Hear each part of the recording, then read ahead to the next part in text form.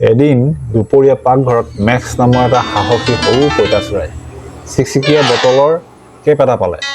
এইটোৱে হ'ব মোৰ ৰেচিং হেলমেট। তাৰ বেষ্ট ফ্ৰেণ্ড ৰণীয়ে হাঁহিলে। ৰণীয়ে আকৌ কেকৰ টুকুৰা এটা খাই আছিল।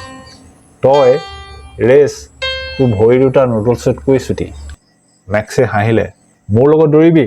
বেট লগাম আহ। জিকাটোৱে কুকিজৰ জাৰ পাব। পাকঘৰখনেই ষ্টেডিয়াম হ'ল। চিঞৰি থকা পৰুৱাৰ লাইন এটাই ষ্টাৰ্টিং লাইন হৈ পৰিল। এটা টোপনি যোৱা লেডিবাগে হাঁহিলে। Ready set splat. তাই কাউণ্টডাউনত ভাল নাছিল। খেলখন জমি গৈছে।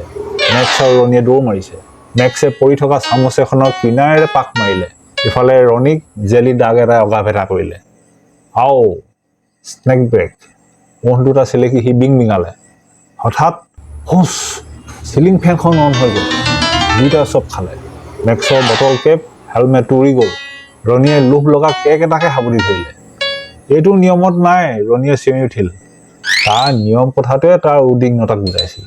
দুয়োটা শস্য গুটি থোৱা খোলা বাকচ এটাত টিং তেলেঙনি খাই পৰিল।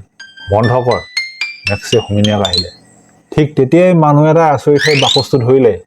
হেই পঁইতাচোৰা! দলিয়াই দিলে। মেক্স আৰু ৰণী দুয়োটা মজিয়াত পানী ডুঙাত পৰিল। সেই ৰেচিং প্ৰাইজটোৰ কাষতে।